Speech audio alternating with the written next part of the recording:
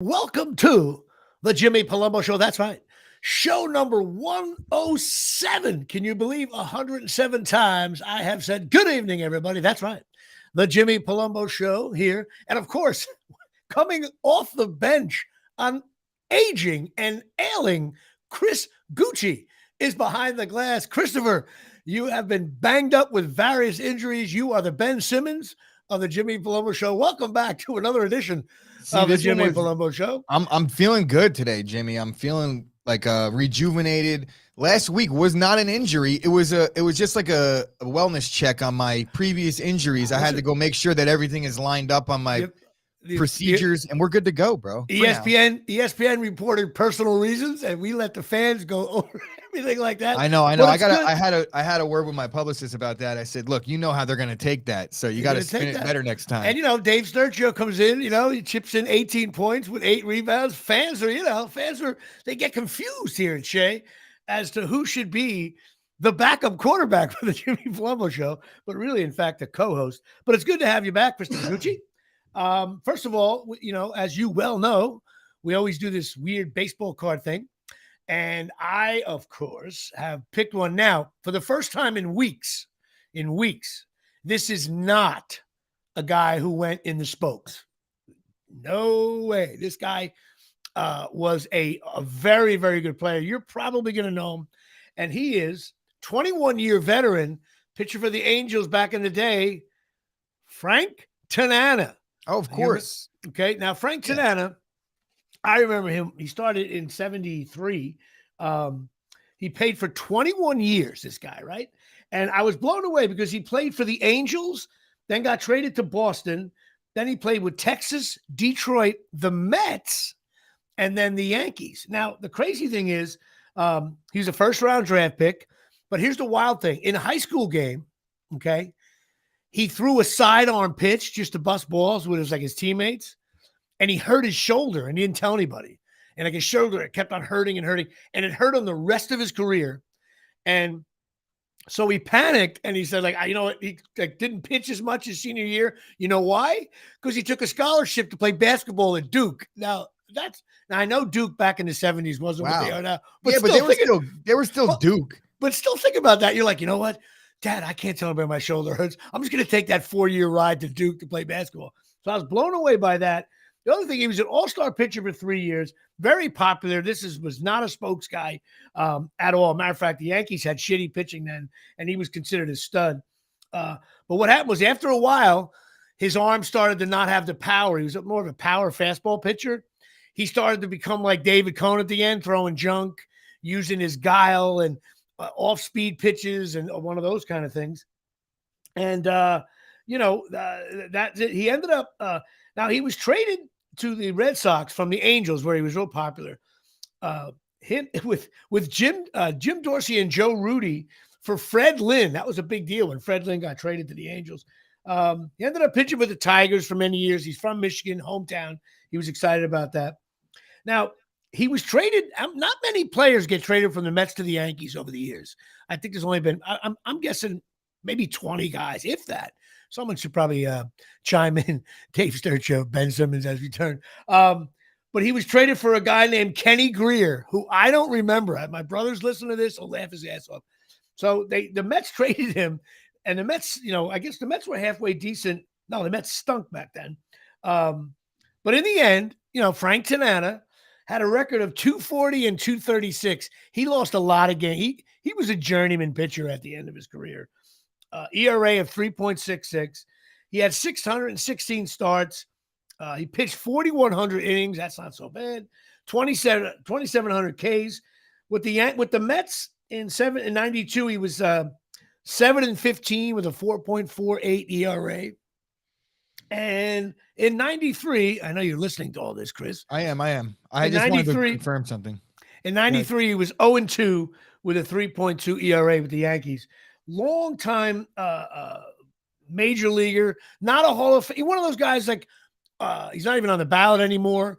He started off, if he didn't really hurt his shoulder, he probably would have been a stud, but he switched his game, became more of a junk ball pitcher at the end. But listen, not too many pitchers pitched 21 years in the league, so he's definitely was from this, the 73 to 93, Frank Tanana was on 5 or 6 teams.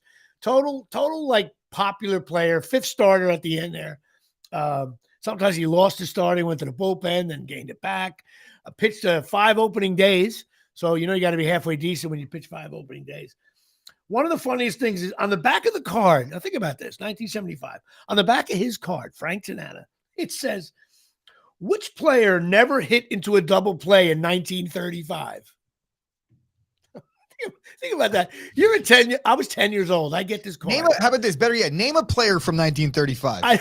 Name anybody, right? No, yeah, especially around New York where we are. Name a non-Yankee from 1935. I would have been able to get it.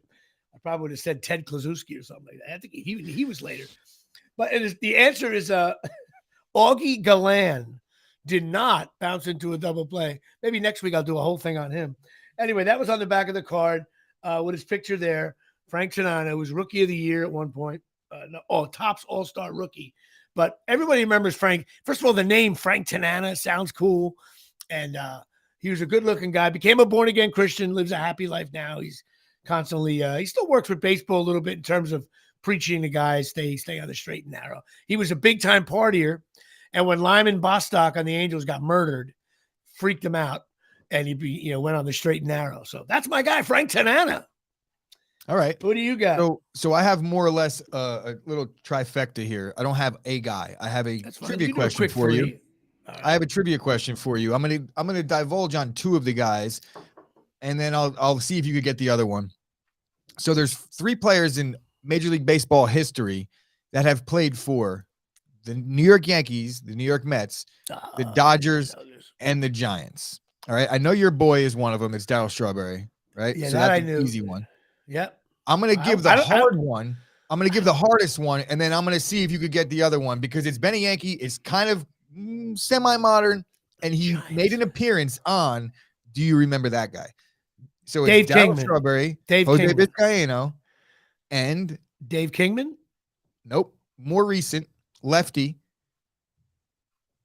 And his Rizzo. initials are Gallo. RL.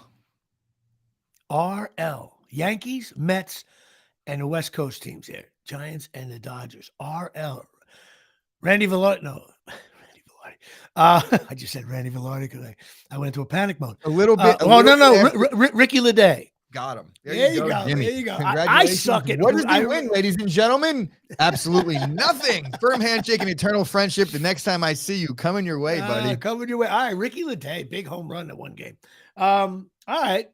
That's very interesting. So you brought up, so it's Strawberry. Who are the 4 guys? Strawberry, Ricky Leday. 3 guys. It's Darryl Strawberry, Jose Vizcaino, and Ricky Leday. Vizcaino. Oh, God, that's so funny. And 3 big major program, East Coast, West Coast. All right, so it's Vizcaino. We'll call because Strawberries, we'll call it the Vizcaino. We'll call it the Frank Tanana, Vizcaino, and Ricky Leday show. And that's it. All right, well, we'll get right to, now I think I got to preface, people that listen to the show, not into sports, the first 10 or 15 minutes, it's like a morning show. We talk about what's going on briefly in my world in sports, and then we get to regular bullshit. So if you want to skip ahead, do whatever you want. But of course, most important thing you got to do, and this just made CNN here and Fox News. I am mired in a Patreon slump here. I can't believe my favorite player in the Yankees is Giancarlo Stanton. We're going to get to him a little bit later in the show. And I can't get off 26, bro. I am stuck at Rob Carpenter. I can't believe I'm at Rob Carpenter. I can't move forward. I got to put an ad on Facebook or something. Who's that? LeMahieu? What? LeMahieu's 26 now? I think he is, yeah. So we'll get another guy, another overrated player on the Yankees. I mean, he's having a good spring. Yeah, that's what they say. He's got a weird foot injury I don't trust. So that's it. So I'm stuck at Patreon, and here they are. Alex Stetzena, my sister Mary Eileen, Big George DeMosi, Eileen Palumbo, who is my mom, Joe Palumbo, cousin, Rob Pastor, Kappa Sig, back in the 80s, big Rutgers fan, just as disappointed as I am. James Kanowitz, once again, Fletchcast. Go check out his podcast. If you're a fan of Fletch, it's the only place to go. I'll tell you that much. Jimmy Riccardi, my nephew, who I skied with all weekend. More on that later in the show. My other nephew, John Henry Riccardi, who's in Italy right now. My nephew, Eric Palumbo, whose bachelor party I just came back from, Park City, Utah. Mike Caprio, known for cornholelevel.com here at Shea.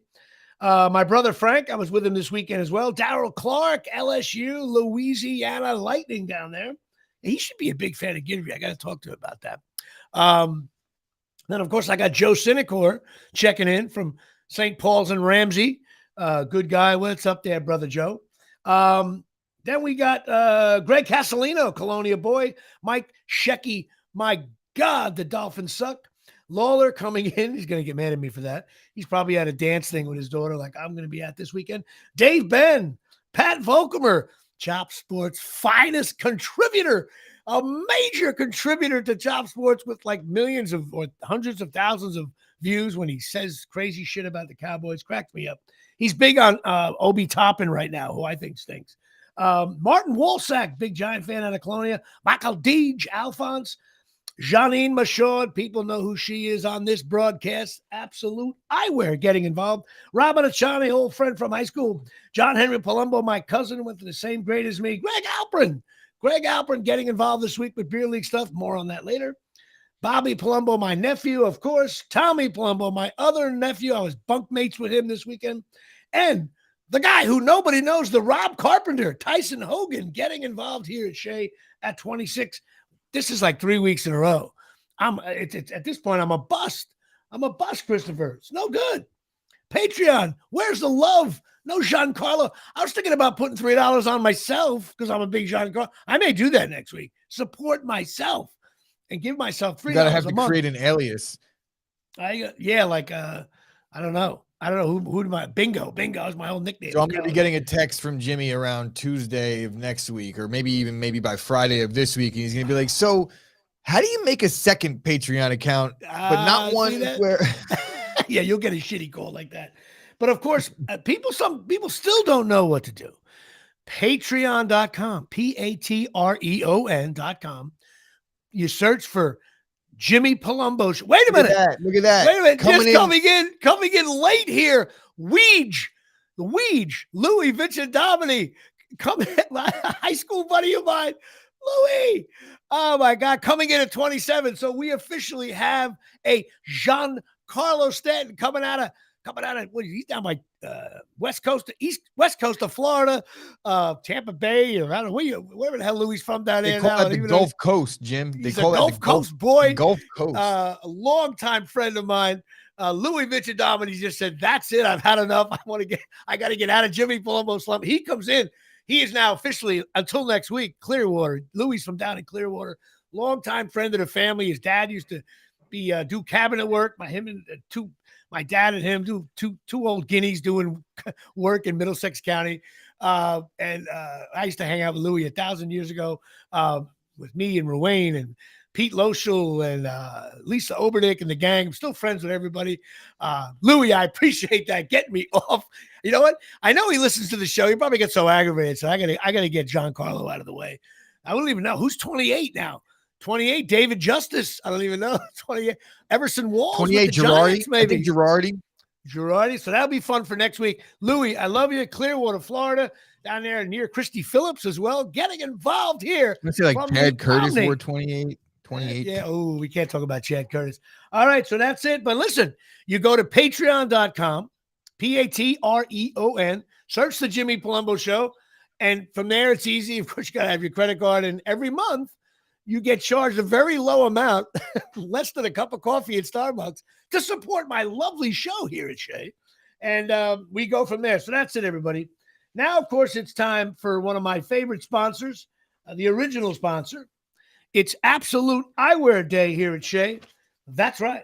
Absolute Eyewear, 42 Main Street, Woodbridge, New Jersey, 732-326. Eyes. Sorry. Wow. You see, people, they have a funny thing in their ads, and 732-326 eyes, because the 3937 50 years ago on your phone, that's how you would be able to do an ad. But no one does that anymore because it's all cell phones. So what I do is I set, the time is really, we're going to judge this show. It's going to be a new segment. How many seconds when I go 732-326 and I pause, does Chris come in because he's worrying about his own life, his own podcast, barely has time for the show here at Shea. No, And all Jimmy, of if a you know sudden, me, you know better than to think I care about my own life or my own podcast. so he comes in late on the eyes. So again, 732-326-3937. This place is owned by Craig and Janine Machad, right down by the train station in Main Street, Woodbridge. They're a full service opticians. They got the guy on site, the doctor's there. You get glasses for the kids. They got all kinds of glasses, all kinds of. You want to go get some cool ass shades? They got them. You want to get reading glasses? They sent me these. Of course, I get sent like sponsored stuff, the stuff, the examples they get sent in the mail. They send me stuff. I got Bob Dalton checking in here. At least 70 Mets went on to play for the Yankees. Yeah, but see that's a weird Bob. I said by trade, not free agents. Anyway, we'll find out. I'll learn more about that for next week. I assure you, I'll come back smart. But anyway, of course, they got all kinds of glasses there, which I saw at Park City all weekend, goggles and stuff. They have Ray-Ban Coach, Ralph Lauren, Dave Sturchio's Jimmy Choo, Silhouette, Michael Kors, Vogue, Maui Jim, Costa Del Mar, and Charles Oakley comes to the place, but he doesn't. 16 trades all time between the Yankees and the Mets. Okay, 16, but that's since But that's 1962. not That's not a lot. Since 1966. Anyway, right. And Frank Tanana was one of them. Anyway, Absolute Eyewear. This ad's going on like a mini series on Lifetime. They got glasses for every budget, including mine. You get $100 off a complete pair if you say JP Show. They're open 5 days a week. They're closed on Sundays. Why? That would be because of football, the New York Giants. And they're closed on Wednesdays. Why, Christopher? That would be softball Wednesdays. It's good to be here, Shay. And of course, don't forget to go see Craig, Janine's brother, the all-time strikeout leader in Corona. Now, Craig, I love you, but when a softball team plays from 1967 to 2020, and you're the all-time leading strikeout leader, that's very impressive. I think that's hard to do. But Craig still also hit the furthest home run in Corona history. That's not documented because I wasn't there. Anyway, open 5 days a week. Go check them off. They're good people. And most importantly, when you buy something at Absolute Eyewear in Woodbridge on Main Street, down by the train station, right by the railroad tracks there, you don't feel like a jerk off. You feel good. You got the right thing. You got a good price. They measured you. They put that glasses on you. You feel good about yourself. They got all kinds of Yankee things hanging around. Big sports fans. They love you. God bless. Absolute Eyewear. All right. Let's get to a couple of things. Of course, I'm wearing my Interlocking NY. I'm wearing a home jersey, but the funny thing is it's a Matsui jersey because on my 40th birthday party, my buddy Tommy decided to get me what's the shittiest jersey I can get him to piss me off as a gag gift. He gave me Matsui, and I became a Matsui fan. But it's the name is on the back. How do you not? I think Matsui's a great jersey. I know, but it has the name on the back, so it's not. Okay. The whole thing. He did it to annoy me, but I still have it. And I wore this to opening day many times myself. I don't really have any issue. Are you one of those guys? I'm curious to know about this now. Not to get off the beaten path. You can't have the names on the back. No. So, all right. Because it's a traditional thing, it's cool. Same thing with Penn State. They have now. My only gripe with that is, why do they sell them with the names on the back then? And I understand, they make these jerseys with no names, like $300. If you want to get a jersey with a name, it's $180. Yeah, I know. I don't know why. But that's for the stupid people. So to me, it's like me personally, I wouldn't wear a jersey with the name on the back, but I don't, I wouldn't not either. If someone was like, "Here, put this on," I would wear it. I'm not buying one. But my issue with it is when people talk shit to other people, because it's like, bro, he's wearing a jersey. He's 30 years old. Just leave the guy alone. First of all, you got it from his mom. Okay. First of all, always trust the guy who's wearing an away Yankee jersey without the name on the back. When a guy gets to New York, I know it's pinstripes. That's the nickname of the Yankees. But when you have an away jersey, it's way cooler than a home jersey, in my opinion. I agree. Name should never be on the back. The only time it's acceptable for name on the back is when it's just a T-shirt, because that's not a uniform anyway. And to me, the coolest T-shirt ever is the Gallo shirt that my nephew bought for $3 online. I wanted to buy I think it's okay if you get it as a gift from your mother, or if you get like what are you gonna do if your mom bought you a Yankees jersey and it was she saw a Lou Gehrig jersey and she was like, "I'm gonna get this for Jimmy," And and it said Gehrig on the back. What are you gonna do? Are you gonna be like, "Mom, I'm not wearing this"? You're gonna wear it. Happily. My mother's smart enough because Lou Gehrig's big not to have Gehrig on. They didn't even have numbers on the back of the jersey for half his career. By the way, I think numbers started in like 31. Someone else should know that. But anyway, yes. So I'm wearing the shirt here, and it's Yankee time, opening day. I always think of my dad during this time because my dad we went to more Yankee games with my dad after he was older. I mean, when I was older, more than we did as kids. He was working, breaking his ass all the time. And, we just didn't go. We went to a few Yankee games. We got some free tickets. My Aunt Marie took me. She was working at Getty Oil. And we went a lot there. But when I got older, although my dad did take me to the 77 game against the Royals, American League Championship game, which was cool. I left school early. Never forget that. Yankees lost. John Mayberry hit 2 bombs off the second deck. I'll never forget. I've always been a John Mayberry fan since then. But I just think of my dad because he would be something that was the rite of spring, baseball, softball, Corona, going down the field, putting the glove on, taking your glove out of the bag in the garage. It was so pure back then. Now people are going to batting cages in February. Back then, it was first warm day. You go out and you throw the ball around. I think of my dad. And, of course, we got Mr. Volpe coming in here, and he's going to be our shortstop. Look, I think it's great. I know there's always rumors like, you could ruin a kid. These kids have been playing baseball 6 days a week since they're 8. And clearly he won the job. He hit well in spring. He's a pretty good, a very good fielder. It wasn't like he's replacing Jeter. So you know what? Yankee brass made a decision. Hey, we have all these big sluggers. Let's try to take a chance on a kid. And he's a Jersey kid, Jersey, right? He's from, or is it New York? Morristown, yeah. Morristown, right. So you got the local thing.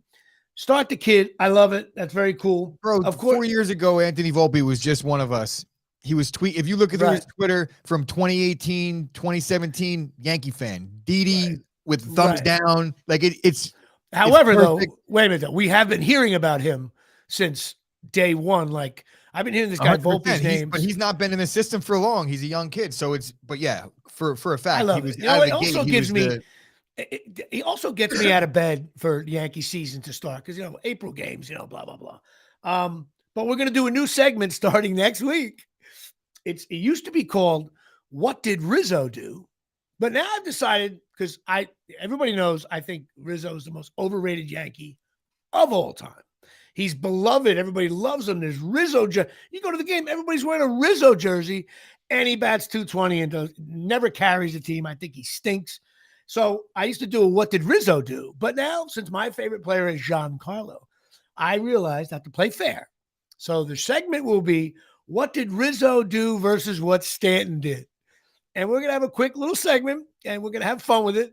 And that's what it's going to be. But if you're a Yankee fan and you want to have any kind of entertainment, if you're stuck in an airport, which I'm going to get to in a minute, you got to Google Giancarlo Stanton on YouTube.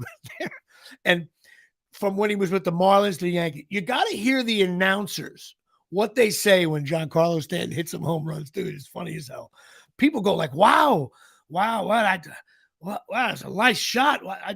Wow, that went deep. And they you tell the announcers, like, I've been doing games for 15 years. I've never seen a ball go there. It's just very comical. And one guy goes, rip to left field. Oh, it's gone.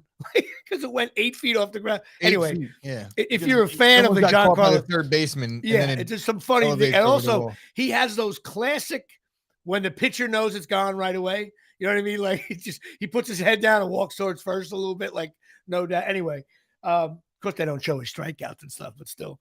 Anyway, so Yankees starting, exciting spring. Thinking about my dad. Can't wait for Giancarlo to hit maybe 50 home runs this year. Can't wait for Rizzo to stink. Volpe. It's baseball. We get off of this week-to-week thing with football. We're into the slow process. They got new rules this year, which we talked about a little bit a couple of weeks ago. It's baseball. It's awesome. Thursday here. Thinking about going if I could scoot out. Baseball is back, bro, and I can't wait. I know you're a big fan of the Yankees as well, and there's some storylines, all over baseball, and I think it's going to be fun. I think it's going to be a good year for the Yankees. I think the Yankees will be. I don't know how good. I'm guessing they'll be in the pennant race for sure. Yeah, they got to get healthy. It's They not got a to get good sign out of healthy. the gate, but Their pitching, I mean, their pitching is shaky. I'm not sold on the guy who was the closer last year. King. Sinker ball guy. My God, see, I can't wait to the game. You talking about Michael King, or are you talking about The guy was the closer, but his sinker ball didn't sink, and his ERA was awful at the end. Schmidt? What the? yes, Clark Schmidt? No, it wasn't Schmidt. No, not Schmidt. How bad are we? We're not. We are Bro, so honestly, not, I'm so removed right now. I know. That's what me too. I can't think of the guys. Anyway, You're talking about Volpe, right? No, listen. I'm an ass. I'm a complete asshole. It's the closer. Guys, we're gonna edit this part, guys. Edit. I can't think of the guy's name. What a jerk I am. But that's okay. I'm older than Clay you. Holmes. Clay Holmes. Why would we remember his name? Well, because he was the best pitcher ever in the history of the game from April till like in July. Like literally, there's stats that he was the best closer. Unbelievable. Nobody got a hit off him. His ERA was like 0.1. And then the last 2 months of the season, I don't think he recorded an out. So we'll see how he is. Because you know what it is? Sinker ball pitchers are great until they don't sink. And then it's an 85-mile-an-hour belt high. See, like when you said the Yankees closer, like I don't think that they had a closer last year. It was basically a committee all year. They gave 18 different people the job. My boy Chris is chiming in. Holmes. Yeah, you're a little late, but so are we. listen, the reason late and $1 short. The Jimmy Plummo show is not a sports show, and I'm the guy sitting on the couch going, "Who the hell was that guy last year?" That's who I am. There's other sports shows, some available on Chop Sports Network, that can tell you who the Yankees drafted 6 years ago. There's shows for that, not my show. How about this? I'd be better off telling you who the Yankees drafted 6 years ago than telling you who their closer was last year. Poor Holmes taking a beating early here. For a fact. And I am going to get on him. Anyway, Yankee baseball. We'll talk about the Knicks. It looks like they're going to be the 5th seed, although they didn't clinch. They did not even clinch the non-play-in thing. They got 7 more games to go, something like that. Their magic number for the 5th seed, I think, is 5. The Nets could still catch them. Not sure. I'm more worried about the Knicks may play lousy than the last 6-7 games. I don't think the Nets are going to win that many games either. So it looks like they're going to be the 5th seed, possibly the 6th seed. And I don't know about this Knicks team. Part of me feels like they're going to suck in the playoffs. And part of me thinks once the playoffs get focused, this team might be interesting. But you know what I'm going to do? I'm going to watch the games, Christopher. That's all I can do, because sometimes I think this team stinks. Anyway, and Randall with getting fouls called on him, he's a bust. Listen, are you hoops? I said I wouldn't mention it again, but it's everybody who always wasn't that good left to go the portal. I wish them well. Nice kids. They didn't start on Rutgers. They weren't playing. And if you're not playing, you should leave and go somewhere you can play. And I wish all the kids well. We didn't bring anybody in yet. Let's see what happens. And if you watch the NCAA tournament, NCAA basketball is over. It's crazy now. Like every team you watch in the NCAA tournament, most of the players that start have only been there a year. It's really like a free agency in and out. It's crazy. And the Rutgers has to get better at it and bring in some kids who, for whatever reason, are leaving. That being said, no more Rutgers talk, because I'm pissed off they didn't make the tournament. Although Rutgers spring starts, I believe, like this week. Yeah, little Rutgers football talk. I think they're going to stink too. Anyway, NCAA, it's pretty cool. Bunch of no-name teams are in it. That's kind of cool. UConn, though, UConn's beating it. They're smoking everybody. Whether or not they get in a close game and it throws them off, but UConn looks like they're going to win the whole thing. The San Diego State game, the call at the end. I'm like a lot of people on this one. Right before the play, we even said, we're sitting in the airport, which I'm going to get to in a second. We're like, I hope they don't call a foul. And it's a foul where, like, I know he grabbed him, his hip there, his body. But to me, I want the foul to be where it truly affects his shot, like on the hand, on the wrist, on the elbow, where it caused him like the ball to almost spin out to call a foul. I didn't like the call. Plus, they weren't calling fouls all game. And they weren't calling ones like that all game. So I think that was a shit call, a shitty way and the score was tied. Let him go to overtime. But if you look at the technically, was that a foul? Grabbing a guy's jersey, kind of? Yeah. But there's a foul on every play. I thought it was an unlucky break for Creighton. And I don't know how you feel about it, whether or not you watched it or not. I did watch. I mean, I didn't watch the game live, but I know the play you're talking about. I mean, it's tough. You want to try and do these things in a vacuum, but I feel like, as well as you, that you have to have situational awareness when you're making that call. Yeah. That's all. Listen, nobody should take an L because of that. I thought the coach of Creighton handled it well he just said, they played better than we did. I don't know. Maybe long term, that's the way to go. But like, if I'm sitting at home and I'm a Creighton fan, like if that happened to Rutgers and the coach was like, well, certainly San Diego State, tough play, I would be like throwing my shoe at the television. You're better off as a coach in that situation. You're better off regretting not saying enough because you'll have another opportunity to say something if you so choose. Right. But if you say something out of reaction, out of emotion, then you could really put yourself in a bad spot. Right. So good job on the coach. I guess so. But me, I'm like, oh my God. I would love a coach to be, we lost the game because the ref called a lousy call, but they can't do that because they're all being that Derek Jeter, give them nothing. So that's it. That was a bad call, but the tournament's been pretty fun. A lot of cool games, some upsets. Gonzaga, you know what?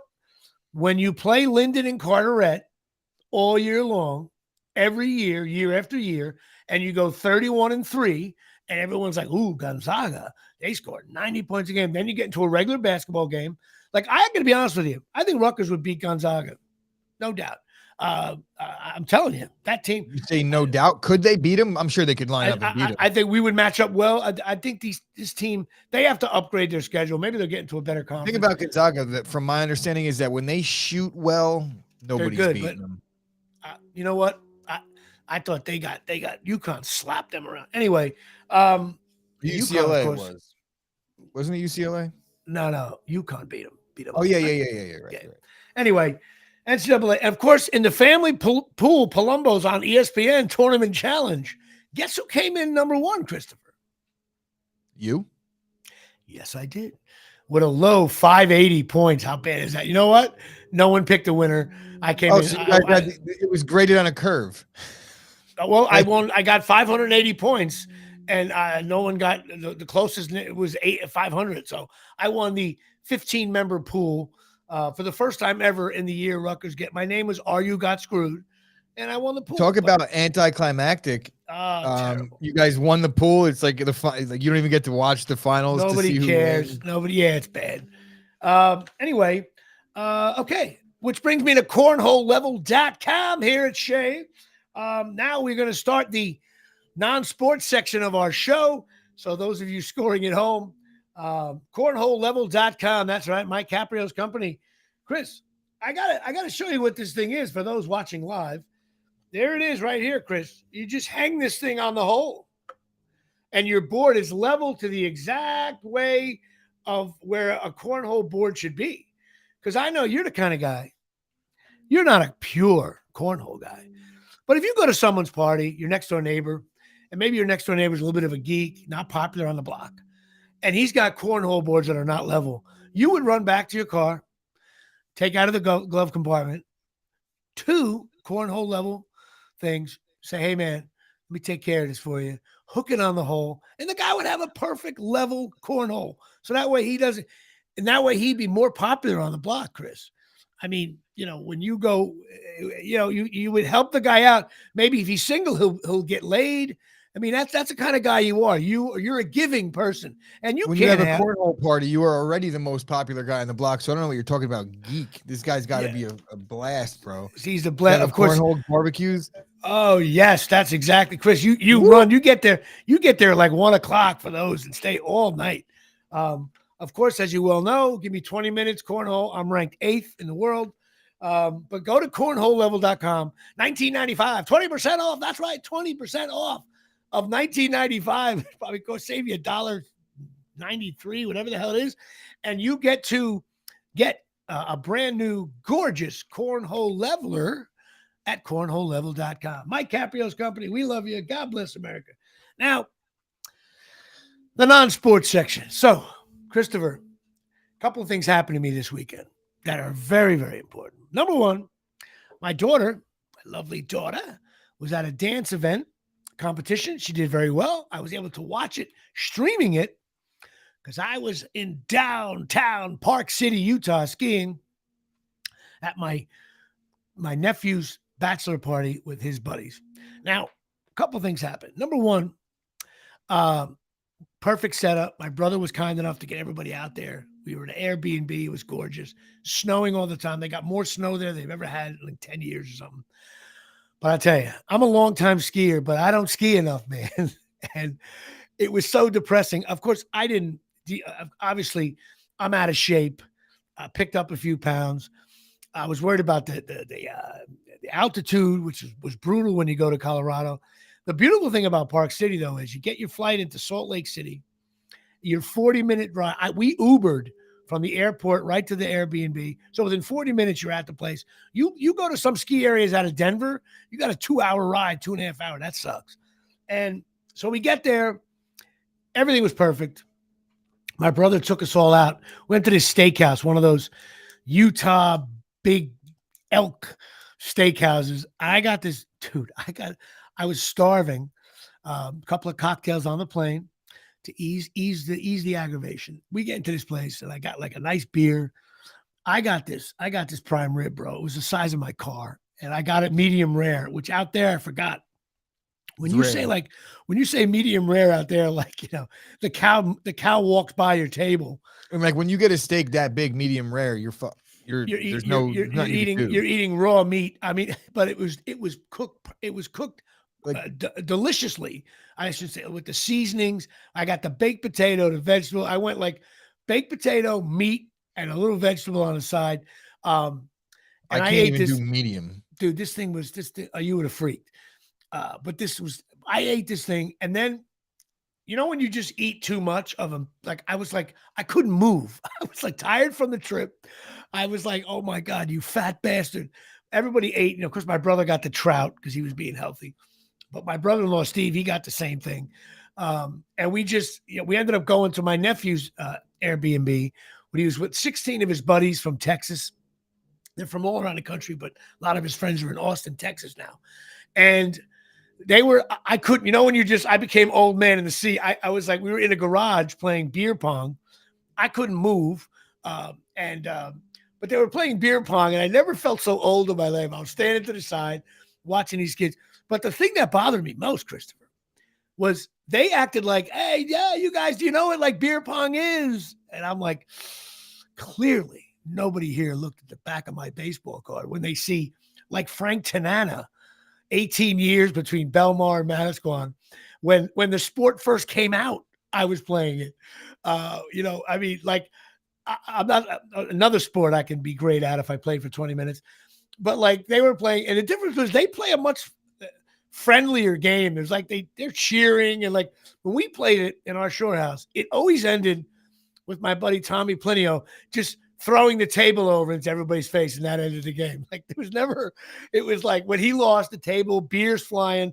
We played with real beer. We tried it one time with vodka. Did not go well. We had to call a TV timeout.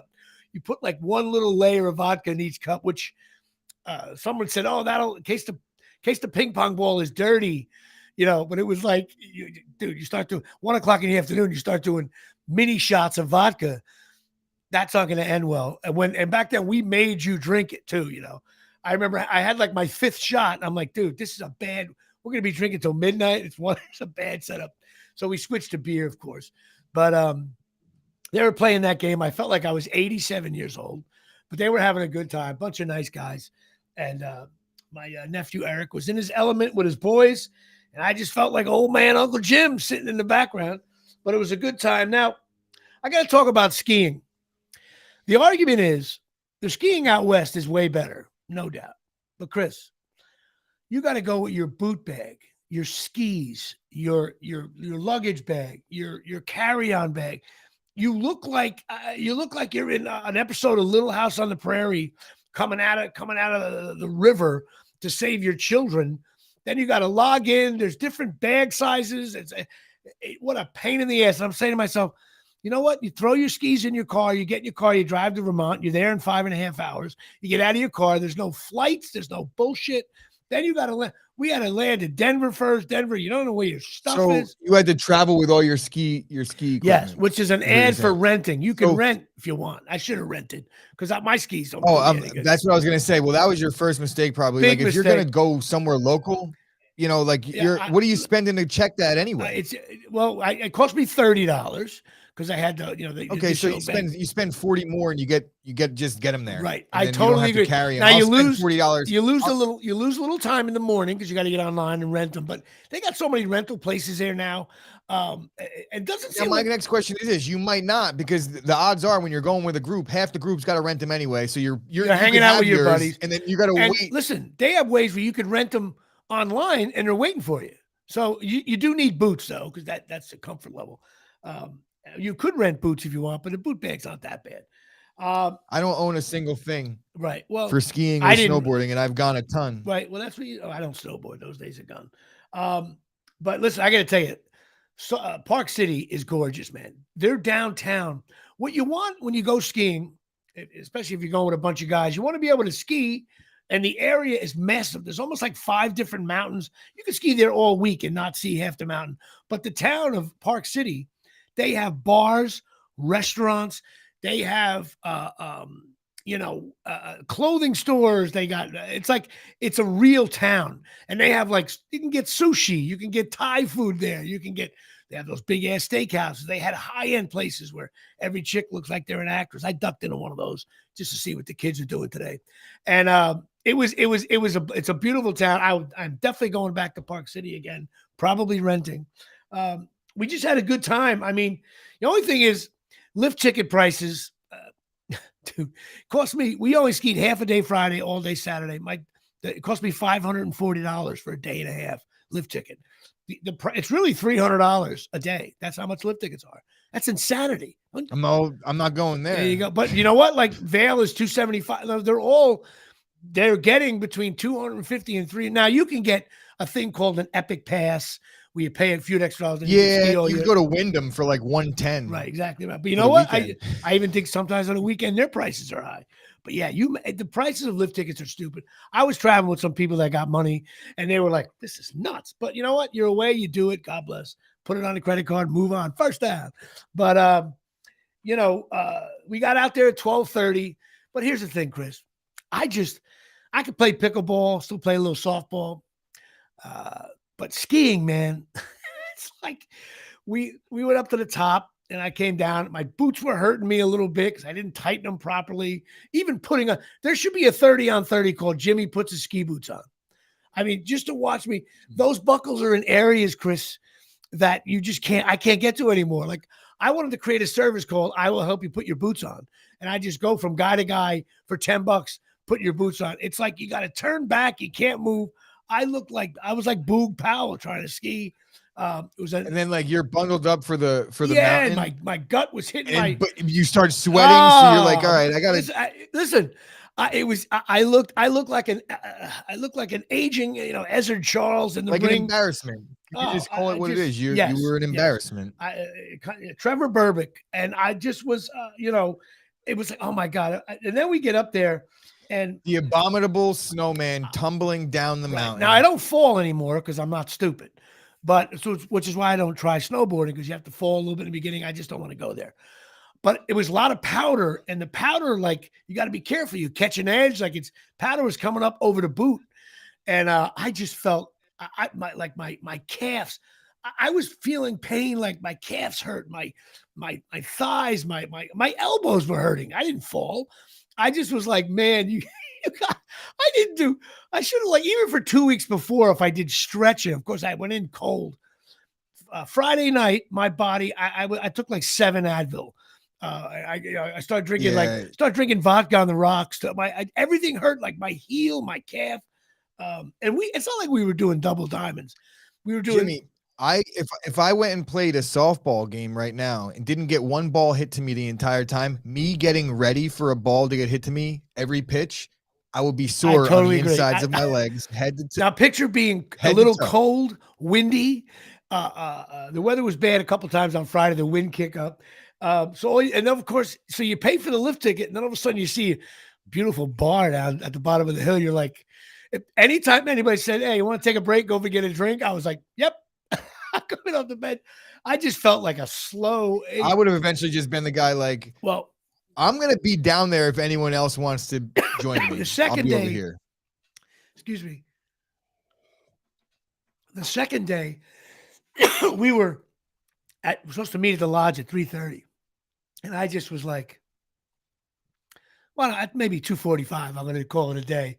So I was down there early, got a seat, but I just, man, I do love skiing. The view, I love it. It's fun. It's just a young man's game, man. I remember my parents got older. You just can't ski to try to catch up with people, and the young kids today. Yeah, it's like we're gonna be over here on the tubes. So what did I do Saturday? I was skiing with my buddy Jimmy Nolan. And I was like, "Hey, Jimmy, I know." And Jimmy Nolan's a crazy bastard. He'll do anything. When he was younger, he was a crazy ass skier. Now he's older, 5 years older than me.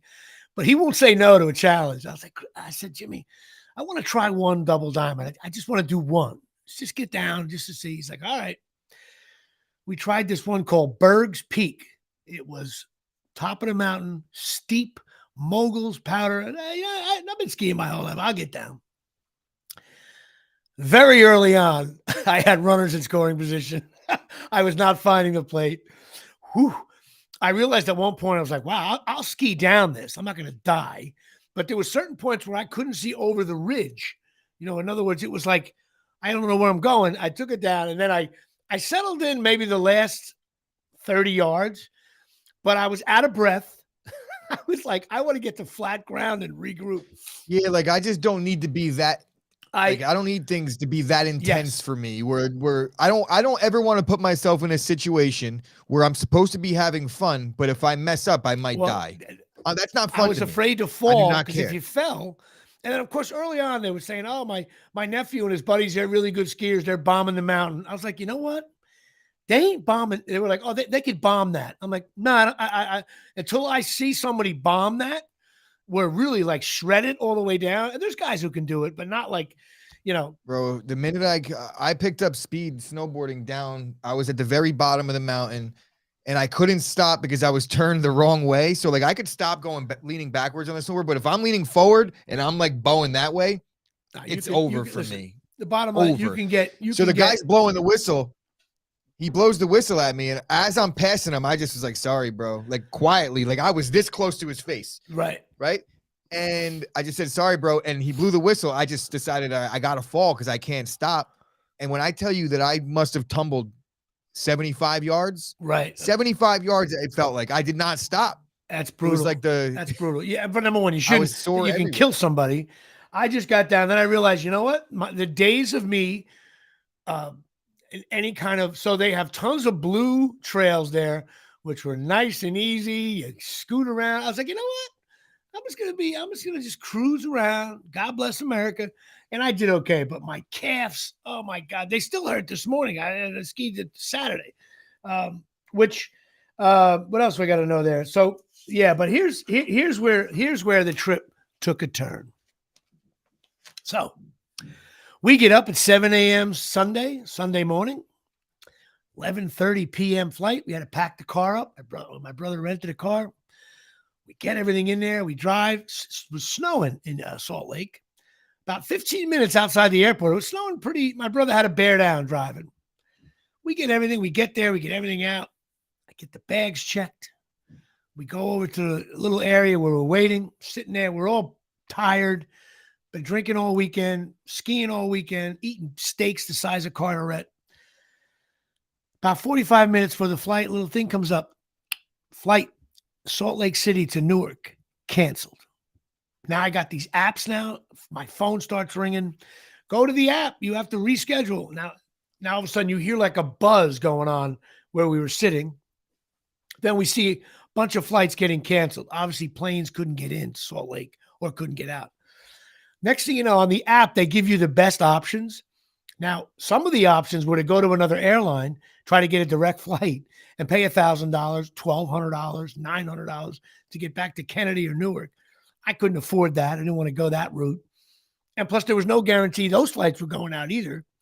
So I had to click on the best situation according to the Delta app, which was Now it's 10:45 a.m., Christopher.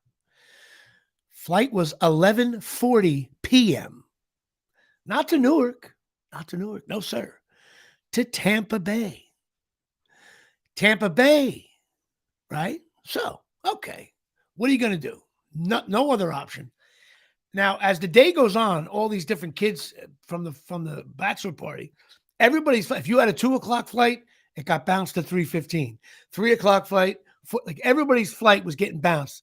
So I was sitting there, we start drinking, watching the games. But after a while, Bloody Marys, I switched to beer.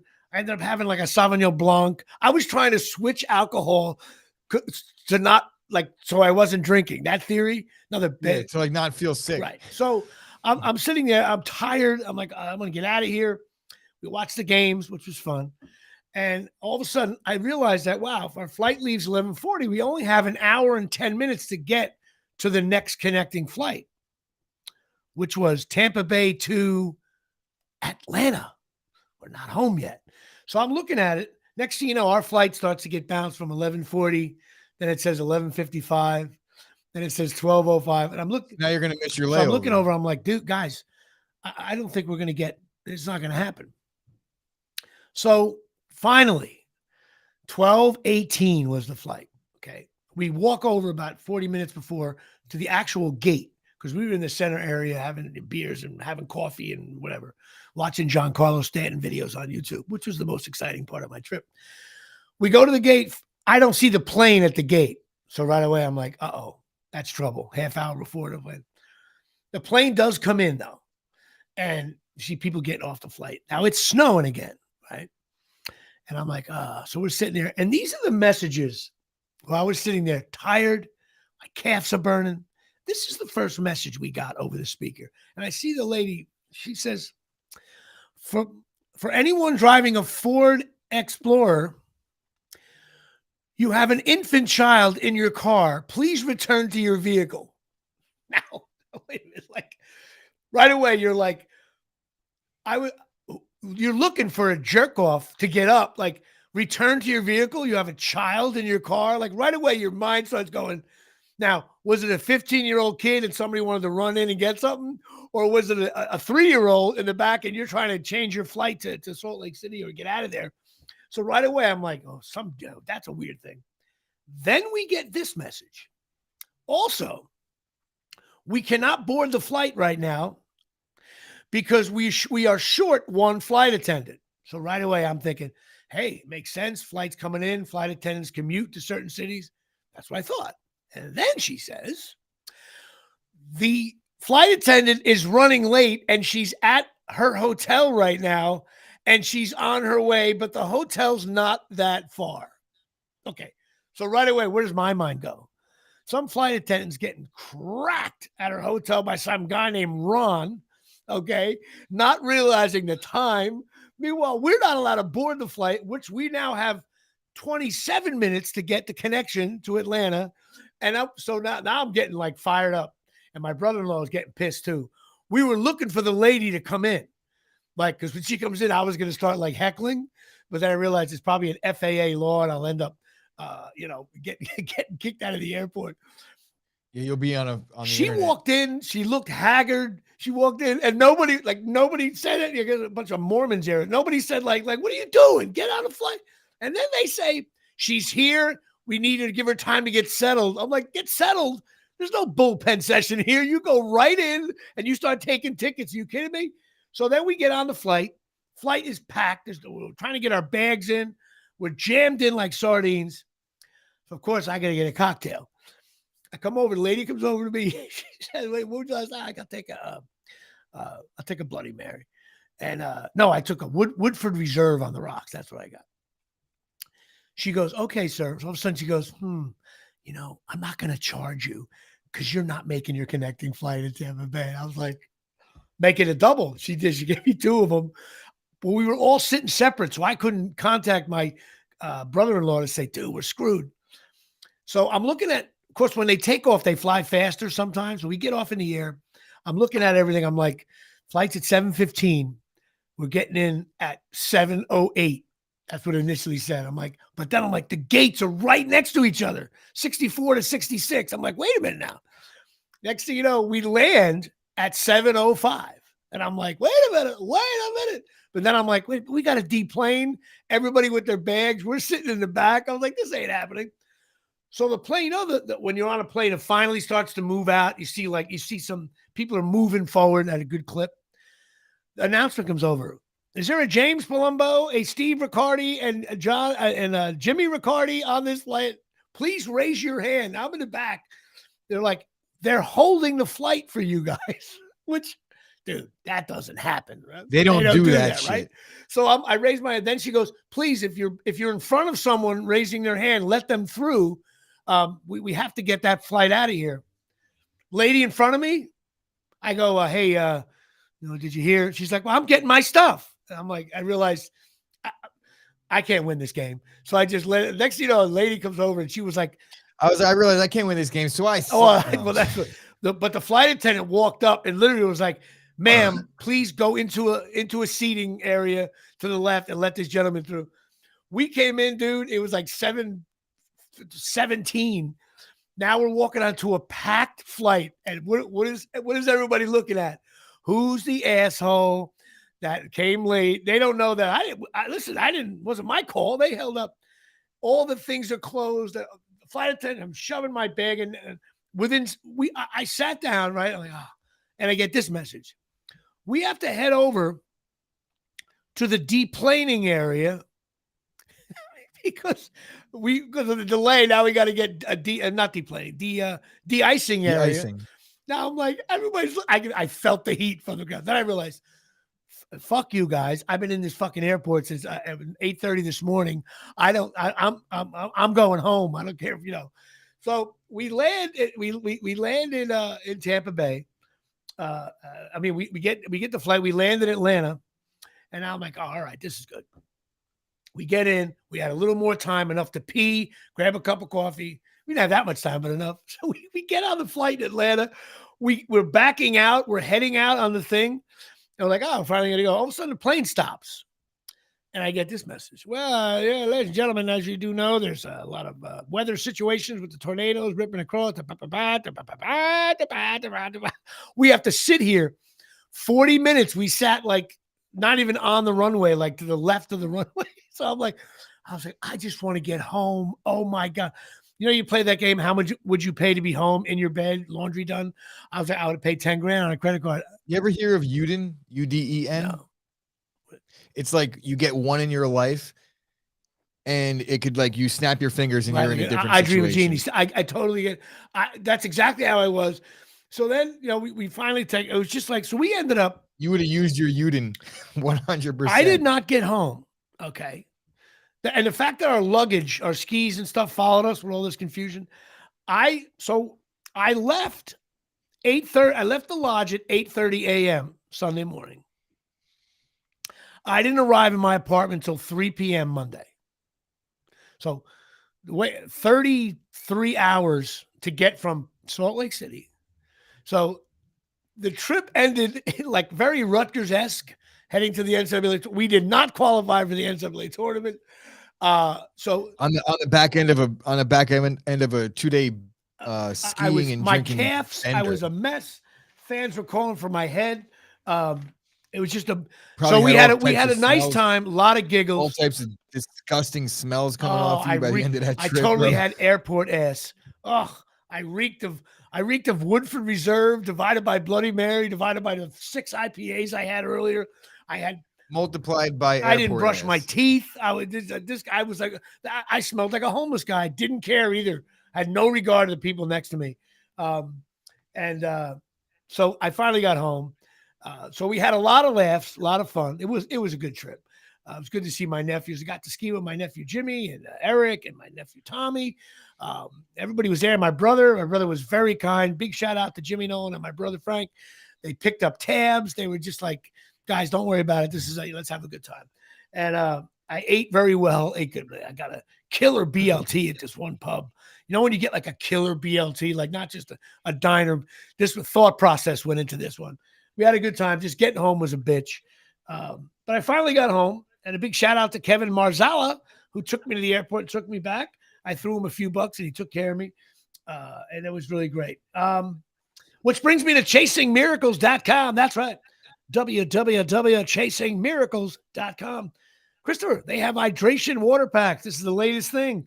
Delivers over 70 trace minerals to your water, increasing your strength, stamina, and overall good health. I did not have any of these when I was in Park City. I needed them desperately.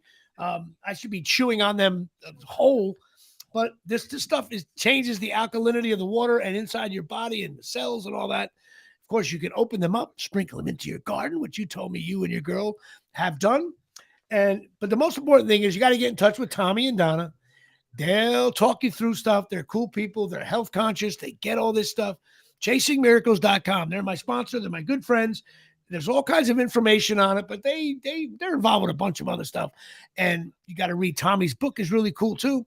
So I would say go to ChasingMiracles.com and if you're into working out and stuff, you should be putting these in your water bottle.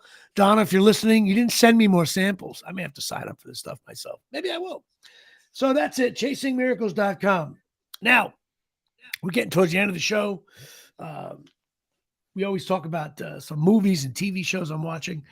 I'm watching Yellow Jackets on Showtime. Did you watch that last year?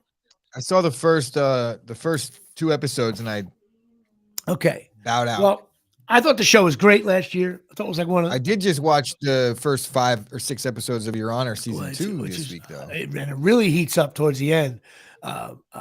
Very much. I wish they would just get rid of the son, Carlo. Well, I don't want to blow anything for you because I watched it. It was a great show, great program.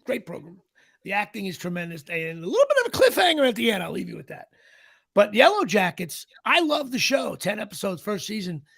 But I forgot at the last couple of episodes, it got a little wacky.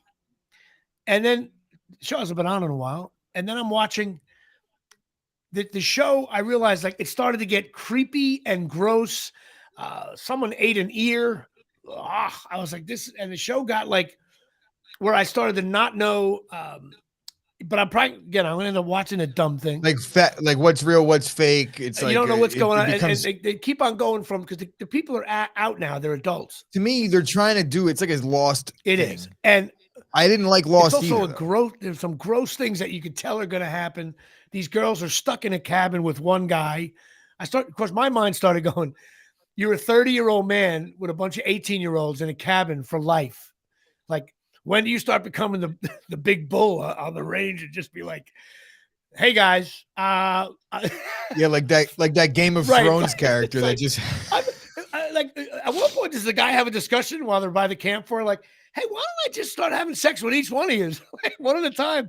You got nowhere to go, or maybe some of you just want to play for the other team. Like, we'll just have that would be called a cult. Yeah, that would be called a like cult. To me, it would be like, guys, listen, we're starving. It's cold. We're gonna have.